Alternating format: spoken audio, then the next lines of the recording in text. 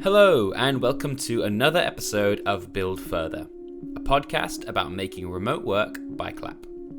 My name is Max Gayler. I'm a content strategist and async advocate. In today's episode, we'll be hearing from Diego Sanchez, a senior product manager at Buffer. He takes us through the trials and tribulations of the fast-paced product world that makes some companies and breaks others. An adaptive mindset, fearless innovation, and attention to detail are essential when building a product that stands the test of time. And throughout his time as a founder, engineer, and product manager, Diego has amassed an incredible mindset that helps lead products to dominate categories and keep growing. After nearly 4 years at Buffer, he's overseen countless projects that have helped take the audience growth tool to over 140,000 users worldwide, while working the entire time as a fully distributed team. At the core of this company is the theme of transparency, whether it's making all salaries public, making their code open source, or even sharing their roadmap with their users. I had a lot of questions about this approach to building a business. How well does it work? Does it affect retention? And are there any problems? Diego had all the answers. Thank you so much for being here, Diego. I really appreciate your time, and I'm very excited to talk to you. I've been a really big fan of Buffer for a very long time, and your Typeform, I'm Typeform. There's lots of things for us to talk about and dig into, and I'm always following your philosophy on asynchronous work and remote working and being in a team that's growing while you're not in the same room. And there's so many things for us to talk about, but I would love to just start off with very quickly to hear your name, if you could tell us everyone your full name and your job role currently, and then we'll get into your story. Absolutely. All right. So, hey, everyone, and thanks for having me, Max. I really appreciate it.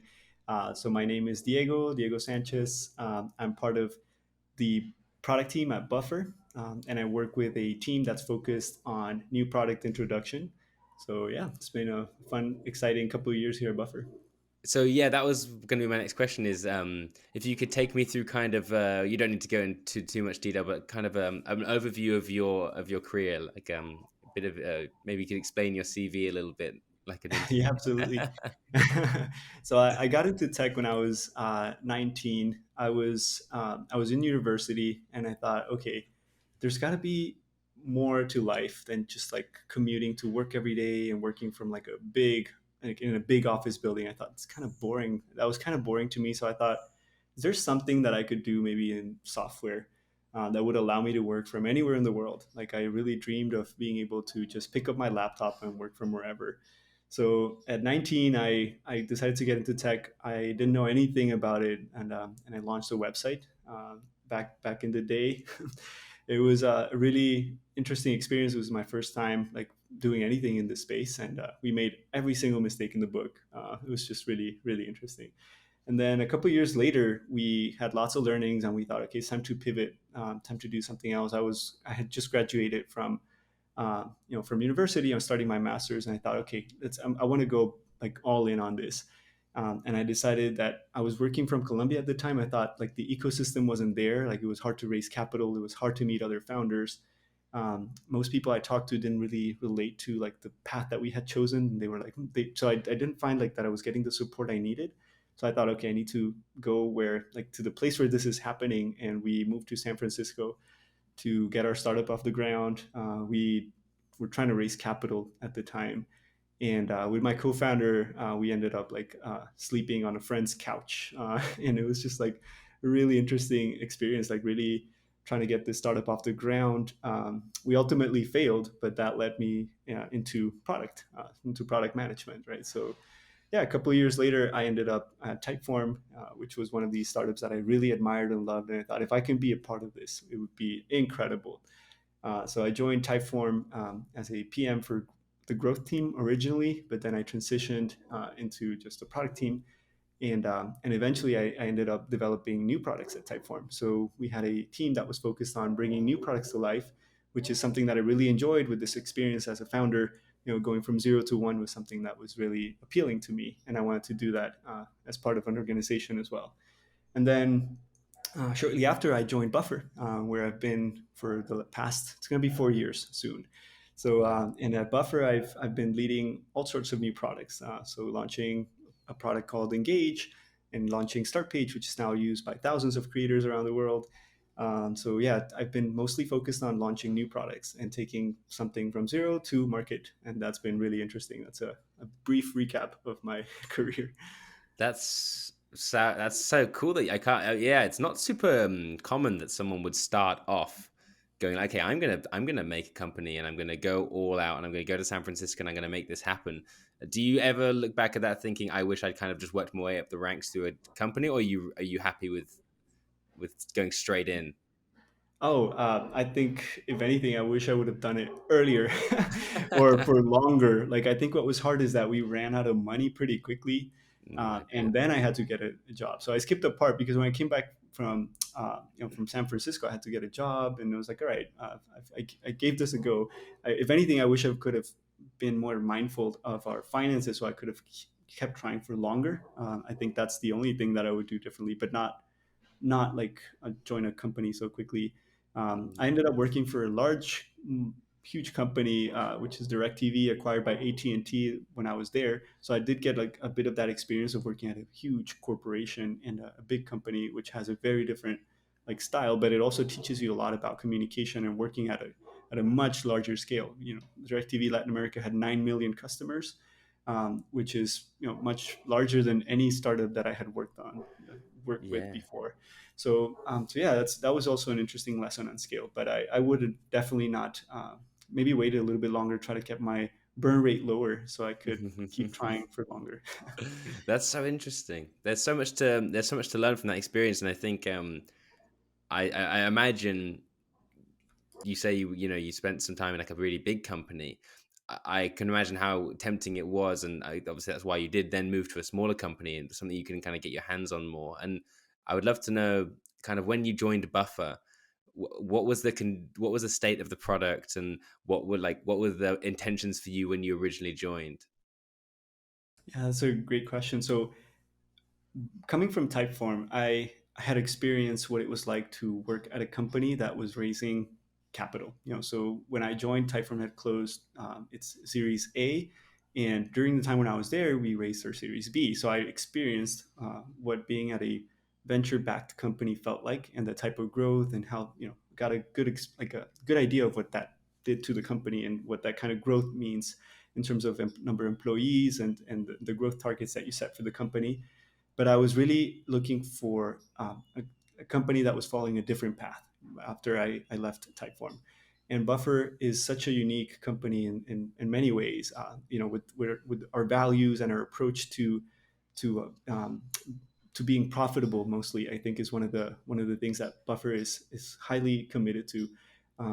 If you read a little bit, this is available in Buffer's open blog, by the way. But Buffer has bought out some of the early investors so that we can regain more control of the company.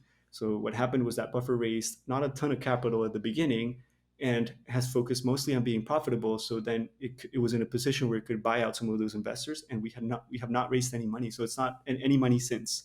So our growth is mostly from our own profits. So that means we have to be very diligent when launching new things and setting growth targets, because we want to be mindful of our runway and our finances as a company. So that's something I was more interested in learning as a next step in my career, because ultimately, if you're going to start a company, I want to make sure I'm very diligent when it comes to the company's finances and the growth in this alternative route of maybe bootstrapping it or raising little or no capital if possible. So I thought that was one of the things that I found more appealing at the time.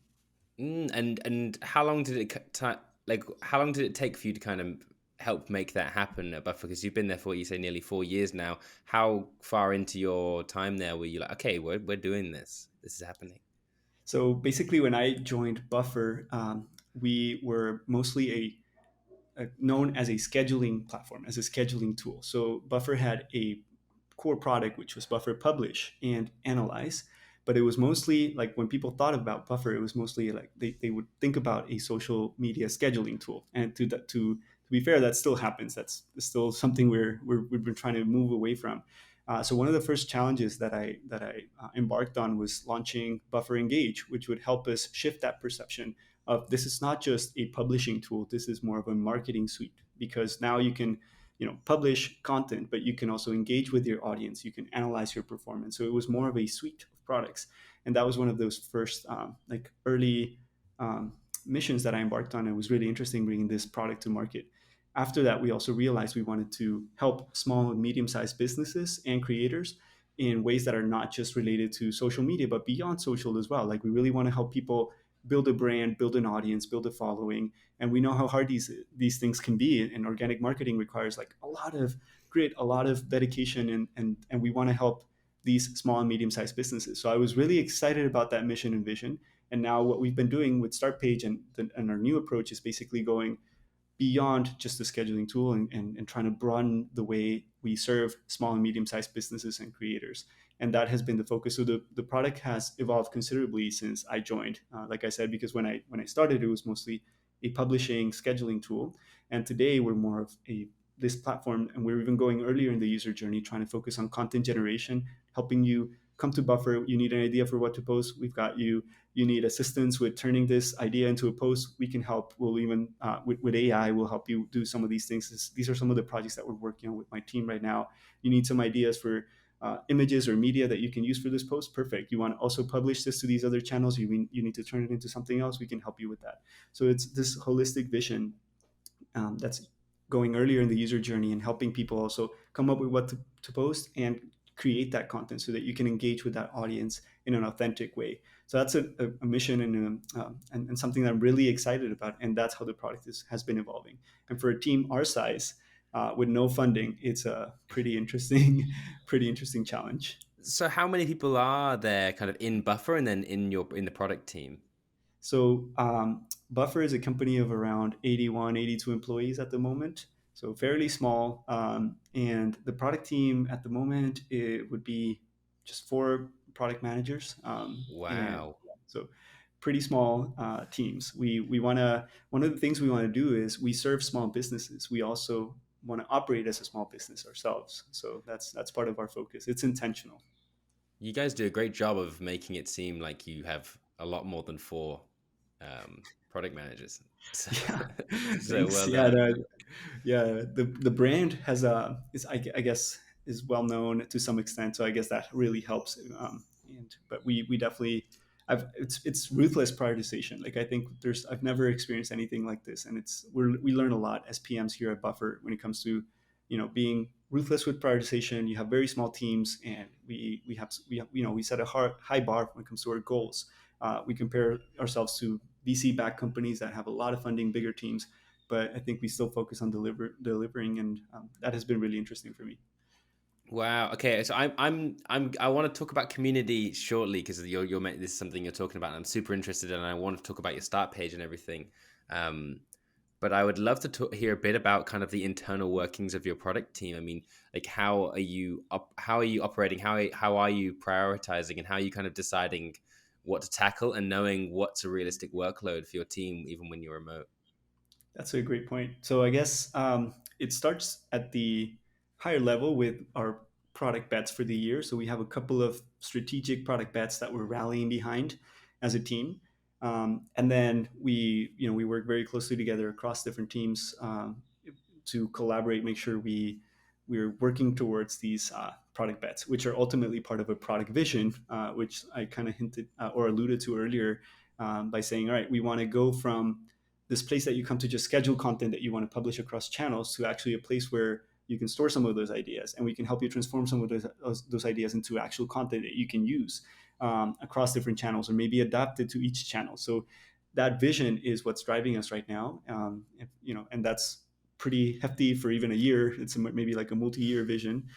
So once we have these product bets in place, it's on each individual team to kind of work through like the priorities and define what we need to do to work towards these vision and these product bets. And yeah, you mentioned as a remote team. Yeah, for instance, with my team, my team is all over the world. We are across different time zones. We have people in Argentina, Canada, in Morocco. So we're all over the Wow. globe. There's another person in Amsterdam, and I move around a little bit too. So sometimes I'm spend part of the year in Europe, another part of the year in the Americas. So yeah, I move across time zones too. That's well done, well done. That's really really impressive. And I would love to. We can definitely start talking about remote work in just a second, but I would love to backtrack very quickly and hear about leveraging community, because I feel like product teams now more than ever are starting to kind of become almost marketers, in the way that you kind of product people in teams need to drive the community and be responsible for the product and taking ownership, and part of that ownership is leveraging and supporting all of the businesses around you. So I would love to hear like exactly how, like you say you're a small medium business, but you want to support other small medium businesses, and I would love to hear like how you guys do that, and like using start page and a bit about that project. Absolutely. So Start Page today is used by thousands of small businesses around the world, and for us it's very important to stay close to these small and medium sized businesses. We have a Discord where people who want to be more actively engaged with us, share feedback, can do that directly. So that keeps us close to our customers, and that's, I think, a really great tool for us as PMs to make sure we get feedback and we talk to these users. I think the other thing that's really important is that one of our values here at Buffer is default to transparency. So we really, really lean on transparency as a great tool. So our roadmap is public and people can comment there, share things, ask questions. So I guess this also keeps us close to our community and allows them to share ideas or, requests. And I think that keeps us really, really close to what people need, and make sure we're evolving the product to meet those requirements for them. So I guess those are the two main things we do, and of course we also do customer interviews. I think that's also part of the work we do as PMs. Try to stay close to our users. And is that something you see enough other companies doing, or is it something you kind of saw other people doing and were inspired by, or was it like, you know what, not enough companies and not enough product teams are kind of being like as user centric enough? I think it's getting better. Well, from my time at Typeform, I think most of us in the product team would do customer interviews. I think it's hard to um, build great products if you're not close to your community, if you're not close to the people that are using the product every day. I think that's really tricky. That's why it also helps to be like to use your own product, to be a user Hmm. yourself. I think that's also key. So that's something we encourage at Buffer as well. Like we all have our start page. We all try to use the Buffer suite of products and see. I think that's something we're encouraging more and more. It can be hard for some folks who maybe are more introverted or don't have like a huge social preference or an interest on like putting themselves out there too much on social channels. But I think it's part of building great products is also understanding like your own product and using it yourself. But when it comes to the community, yeah, I think more companies need to embrace it. I think today a lot of companies tend to be maybe more like inspired by a vision of the founders, or maybe it's more like top down the way they're building product. But I think it could be a mix of both. Like I think maybe if you had some sort of vision, then you need to like share some prototypes, share some get some feedback from customers, put something in their hands quickly and see if you were right or wrong, instead of like spinning your wheels and thinking it's gonna change the world when you haven't even launched anything yet. So right now, for instance, our focus is always to we have a hypothesis. Let's see if we can put something in the hands of customers, or maybe something we can test ourselves internally, and then see how that's performing. So I guess that focus on getting lots of feedback and input from a community is absolutely key, and I think that's going to help the product evolve quite quickly. That's a great move, and I know so many companies are just trying to leverage their customers as much as possible. And I think one of the most exciting things that's happening in product right now is things like, you know, this everything you guys are working on, and start page I think is a great example of like, okay, cool. How can we do this without it being cliche, and how can we do this without it coming off like extremely arrogant or extremely self-centered? And I think it's a great way of like giving and taking at the same time, which is becoming incredibly important. Absolutely. I think we try to always act on customer feedback quickly, because I think when users see that a product is evolving, especially if like they've shared an idea or they stumbled across something that maybe felt that wasn't great, being able to act on that feedback quickly, I think also helps people it encourages your audience to keep sharing more ideas for improvements. But if they see that the product never evolves, or there's a forum and they share ideas for something they'd like, and it takes 2 years for it to ever get developed, then people get discouraged. So I think it goes both ways, right? Like people will share lots of great feedback with you, but you need to also make sure you're listening or implementing that feedback or acting on it somehow. So I guess that's, and of course, with as PMs, we need to prioritize, so we can't like react on every piece of feedback we're given or like every single request that comes in. But hopefully, customers will see that the product is evolving, and that will serve as an incentive for them to know that they can keep sharing their ideas with us. Great, great. I'm very interested in following it and seeing how it goes. And on that theme of alignment, we can definitely talk about remote work and how how your team of PMs works across the world. And I'd love to start kind of obviously. You've been at Buffer for 4 years, but could you talk a little bit on their approach to remote work and distributed teams kind of over the years and how it's changed? I think to summarize, we've been leaning more and more on async communication to work effectively as a distributed team. I think that would be one of the key takeaways. And the other one is that we lean a lot on transparency as well to avoid, to make sure communication is effective as a distributed team as well. So I guess those two things are absolutely crucial for our success as a small, nimble company that's distributed, but that can have a high impact and can serve thousands of customers around the world. So I think that's those two things are what a lot of us rely on. And did you decide those were the things through trial and error? Like, were there any moments where you were like, okay, this approach to remote work doesn't work. We need to try something else. We're always experimenting, and things like communication at Buffer has evolved tremendously as more tools become available. We're always like doing trials and trying new things and seeing what works for us. And there's also like some level of flexibility. Like we have some structures in place for like the wider team communication, but also like individual teams also have maybe different setups or different preferences. So I think there's like a mix, right, where we have some tools in place for communication across the company and some rules around what to post when, or where, how to communicate with each other at a company level. But individual teams also work out certain arrangements depending on where people are, what are their preferences. And so I think that it's a mix in that sense. And we have learned what works, and we've kept honing this and working on it over the years. So yeah, if I think of the way we communicated with each other when I first joined Buffer, it's probably completely different to what we're doing today. It's it's a pretty stark difference. That is pretty crazy. And was it fully remote when you joined originally? Buffer has always been a fully distributed company. It's one of the I think is one of the things that also inspired me, because when I was at Typeform, I was already doing a bit of like remote work, and I wanted to go like deeper and be able to like really become location independent, location agnostic, like be able to work from Asia or work from South America or wherever. And I think Buffer has always this has been part of our philosophy, is that you should work from wherever you feel you're more productive. And this is also aligned with this vision of you should work the way you feel you're more productive too. So some people might start their day very early, and that's perfect. That's fits their schedule really well. While other people might start their day earlier, later. They have other things to do in the morning, but then we're not tracking like hours. We just expect you to do the work.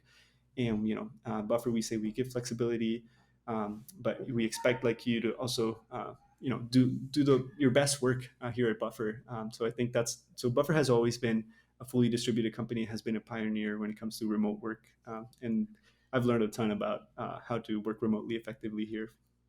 That's great. That's really good. But I know we're at time now. I just don't want that to pull you away from any meetings. Do you have a meeting you need to be in? No, I can keep going. Yeah, you're able to keep going. Just I want to make sure I'm not taking any of your, time away from meetings. So thank you very much. I appreciate it. But yeah, that's super interesting. And I saw you guys were playing around with the possibility of even going as far as like 4-day work weeks. We've been doing 4-day work weeks for I think 2 years now. So we also Really? Oh, yeah. wow. So it started as an experiment. and we realized we felt more productive. We really realized that we could operate the business effectively this way, and we decided to keep going. So we also, Wow. I think we're one of the first companies to fully embrace the 4-day work week, and we've been doing it for, I think, almost 2 years now successfully. I would love to see some numbers on productivity from the before and after, because all you hear about is the 4-day work week means you work 4 great days, and I would love to know how closely you guys keep an eye on those efficiency numbers if they exist. I don't know. I'm sure I'm sure we put out a report about this somewhere in our blog. So Hmm. I'm sure there's something out there. We did I'll have to experiment with it dig. at the beginning. Like, for instance, we tried allowing teams to decide when, like, which day to take off. So there was a moment where, for instance, with my team, we were doing Wednesdays off, and I remember that felt really interesting and weird because Hmm. it was like you work Monday, you work Tuesday, it's already Tuesday feels like a Friday, and then I Yes. was ordering pizza on a Tuesday night, and I was like, "Wait, my neighbors have to work tomorrow. It's super weird, you know." And then I would rest on Wednesday, and then I would come back, and it's Thursday, Friday, and then the weekend. So Thursday and Friday felt like nothing. So it was like really interesting doing it on Wednesdays. But then we realized that if the whole company was doing different days, it became a little tricky because you didn't know who was off what day. So we agreed that we would all do it just one day, and we landed on Fridays. So we, that first experiment was just for like a month or two, but we've been doing Fridays off for almost 2 years now. This is so exciting and so interesting to be in a team that's of a product that moves fast, and you guys are constantly updating your product. And like you said, you're one of the things you're mainly focused on is innovation and new products, and you're still able to kind of make sure efficiency and productivity is never affected, and you can work remotely and you can work across time zones and whatever day of the week and whatever time of the day, and it still works out. Yeah, I think if anything, we are seeing like a better shipping cadence lately, but that's because we really put our focus on shipping iteratively and working on like what's the minimum unit of value that we can ship. So I think if anything, I'm proud of the pace that we have more recently, and that's doing 4-day work weeks. So I think we're humans, like we're not robots. So I think we like that time off is actually, I think, has a lot of benefits, right? Because when you're the way we see it is the days you're working, like you leave it all on the field. It's the way we've kind of like our CEO Joel has expressed this before. Like we really come to work and we're fully present. We're doing our best work because we know that we have a longer weekend. We have Friday to do whatever, like anything pending that's on your mind that usually take up a little bits of time here and there. And then what you don't see is like the consequences of that, like the toll that has on productivity later during that day, or even in that morning as you're thinking, oh, I have to do this in the afternoon, this and that. So I think we really focus and we really bring it all, we give it all to those 4 days because you really want to unplug and disconnect during the weekend and have a long weekend. So it's been really fascinating. I do think it unlocks a ton of productivity and creativity too, because you come back fresh. Like you really, how that feeling when weekends you're like, I wish the weekend had another day, because well, with the 4-day work weeks you don't feel that way because really on Sunday you're fully rested, I think. So it's really, That's really powerful. that's a great point. That's a great point. It's something I've thought about a lot. It's something I've considered, and it's something I definitely do when I have those days off, and I have like a bank holiday weekend or puente, whatever it may be. And I will have those thoughts to myself, and there are weeks where I find myself like, wow, I had a bit more of a deadline this week, and it kind of kicked me in the ass a bit. I had to get some work done. So it's very interesting to know that in practice that does work. Absolutely, definitely works. I think if you have like a clear focus and clear goals as a team, then you'll be able to get it done. You'll be surprised. You're just squeezing that work in, and we don't necessarily expect you to work like longer hours just to have like that day off. I think it's about having more focus time, and you're doing like better work. Honestly, I just think it's about better quality work that you're doing. And I guess something that's very interesting, especially because you lean so much on asynchronous communication, like you said. I would love to know how you kind of keep your personal flow going. How do you make sure that you're not being interrupted at work, but you make sure your team's aligned, you're having meetings when you have to have meetings, but then kind of avoiding it when you can using asynchronous communication. I would love to hear a breakdown of how you guys approach protecting your work time. I think you pretty much explained it very clearly. Like we are very protective of meeting times because if it's not needed, then meetings are. I think I was it Paul Graham, a necessary evil. So I think we avoid them. They are sometimes needed, and I'm not like we're not shy if we need to like hop in a call and just. I think some things are faster sometimes when, especially in projects that are like I said, from 0 to 1 or where you're aligning at the beginning, it's okay to have a couple of meetings there. But in general, we do rely more heavily on async communication. And even if we're going to have a meeting, I still rely on async communication because it just makes the meeting way more productive because I've shared all the context in advance. So like before, it used to be like no meetings unless you have an agenda, right, or clear topics for the meeting. I think the next iteration of that is no meetings if you haven't like shared a video recording of you explaining what you need and maybe like the prototype or whatever or what questions you have so people can maybe answer some of those asynchronously and then during the call you might even skip the call if it's no longer needed or you might have Yeah. that call but it's more focused because everyone has all the context, everyone has seen the designs, people have gone back and forth a little bit in terms of the questions that everyone had, so the meeting is more about like any final points that you had to just like work through together. So it really leads to more effective meetings. So we do very few meetings here at Buffer, actually. And yeah, I Okay. meet with my team, for instance, just once every week, and with the product Great. team once per week. I think almost everything else happens asynchronously. Okay, great. And you're doing most of that through kind of I'm guessing kind of like tools like Slack, and you're messaging each other, but then I guess you're working a lot through like Jira and maybe and like screen recording tools.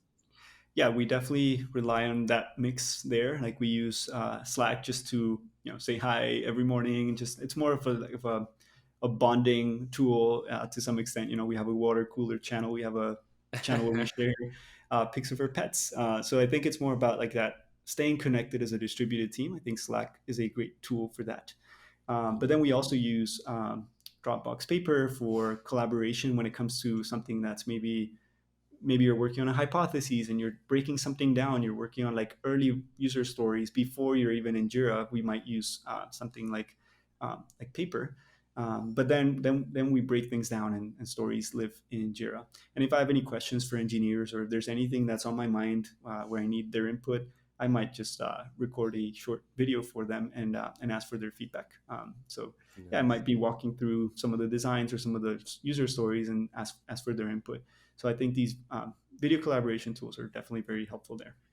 See, I would love to hear what your kind of opinion is on like a recent article and Shopify's approach to they're killing any meetings that are more than two people. I'm assuming you will have seen this recently, but Yes. I would love to know kind of where you stand on that because that is a very strong stance to take, and I would love to hear how you think how you feel about it. Oof, that's a good one. I don't know. I think it feels like at Buffer we like to lean more on values and less on like strict like on rules. And I think it's a small difference, but I think it can go a long way, right? So for instance, if you define rules, then you need to define rules for absolutely everything. But what if and you need like a bunch of like exceptions and things to consider. If you create it more less as a rule and more as a value or a principle, I think it's a little easier because I would have probably done that a little bit different and said, uh, let's try to avoid meetings that are more than two people. And instead of making it a rule, I would make it more of a principle so people can operate that way and know that most of the times they should avoid at all costs these meetings that are two or more people. But sometimes if they're needed, well, let's hop on and it's four of us, let's do it. But it's just a good reminder of how costly meetings can be and meeting time is, not just because of the cost of having four people or more there and during that call, but also the opportunity cost of these people doing other things, and the impact it has on their productivity. Because if you know you have a meeting in 30 minutes, you're probably already thinking about this, so you're not Yeah. as deep in your work as you should be. And then after the meeting, maybe you have some lingering thoughts, and you're also like it takes time to get back in your zone and find your groove.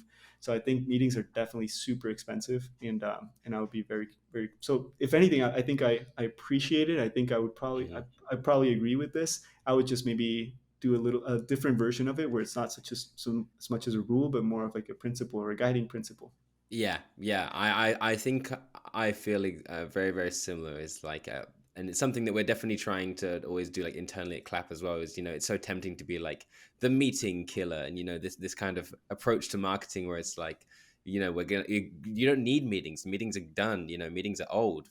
You need to be doing something else. But the truth is, the real way to kind of like empower product teams and any team is to give them the options, right? Yeah, absolutely. And you need to understand that you have different personalities and teams, people with different backgrounds. Maybe there's someone who's been doing meetings for 15, 20 years. You Mhm. need to understand that it's a change is hard for some people, and that's okay. So if you want to build an inclusive organization, you need to navigate these things. But I guess making it a rule, like you put your foot in the ground, you're like, all right, this is, you're just basically enforcing that, making that change, like forcing that change to happen faster. So that can be a good thing too. But I Mhm. guess if you do it through a principle, you could probably get to the same result.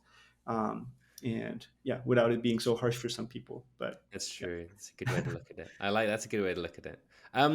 Okay. Before I have so many more questions I could ask you, but just kind of move on to the kind of the final section of the podcast. Is I'd love to kind of look towards the future, and I would love to hear two things. My first question for you is there anything as a PM and as someone who's in the world of product that you think that you see certain trends in product, certain approaches to product that you think, wow, we're going to be doing this in 5 years still? Is there anything that you feel like, wow, this is something that we're going to be doing? If it could be AI, it could be it could be Scrum, it could be sprints, it could be anything. But is there anything you think that, wow, this is like an undying element of product?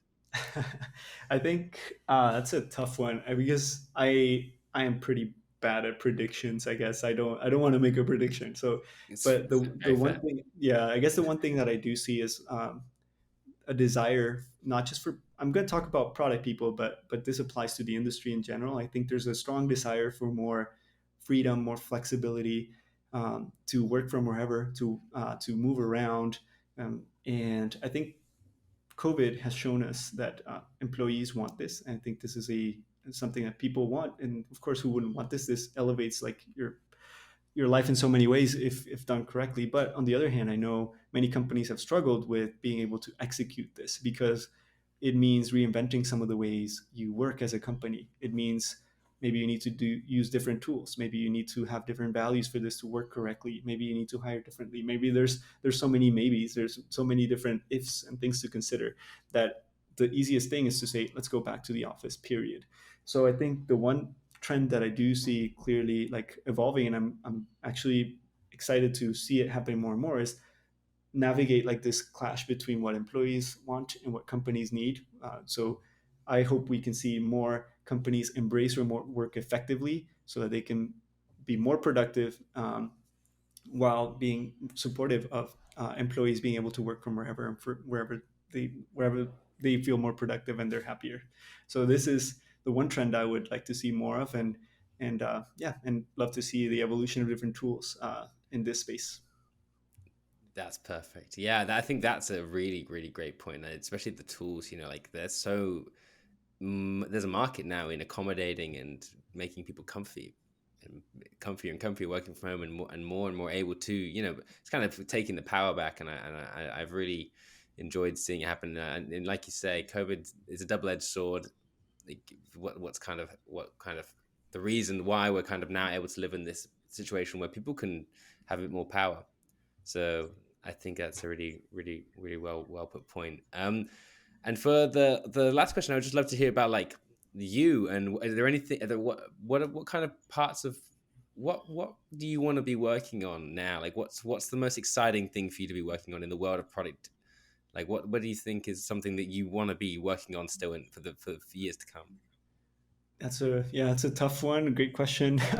As I guess as a product person, what really gets me going is thinking about the impact we can have on people who use our products. So that's why I'm very grateful for being a part of Buffer, because I've been an entrepreneur founder myself. I know how hard it is to get a business off the ground, and knowing that I can be like work on tools that are meant to help small and medium sized businesses is just very fulfilling. So I definitely want to keep working in this space where our focus is mostly on serving small, medium sized businesses, creators. I know how hard it is to get a startup off the ground, so that's something where I want to continue like playing in or and developing my skills as a product manager so I can serve these users better. So that's where I see like things evolving for me. Um, Ultimately, I know there's a lot in the AI space as well that can unlock value for customers. I think navigating some of that is interesting because there's just like so much that can get commoditized so quickly, and there's a lot of things that maybe seem like a shiny object today. So really, like being able to look through that and think of ways that AI can really help us serve small and medium-sized businesses in the future is also something that I am excited about, and being mindful of not following a shiny object. So I guess it's that balance, right, of like thinking about the human element and the job to be done from a customer's perspective, without like trying to just follow AI because it's AI. So I guess that's another interesting one that's maybe more recent. Yeah, it's the next step. So the next step is actually contextualizing all of this tech we have and how to best use it. Definitely.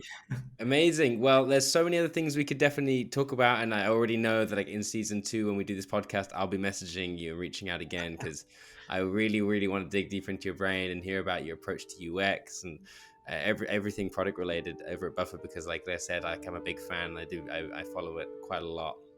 So it's been really, really, really insightful for me to hear you speak. So thank you so much for coming on. I really appreciate it. Thanks for having me. This was super fun.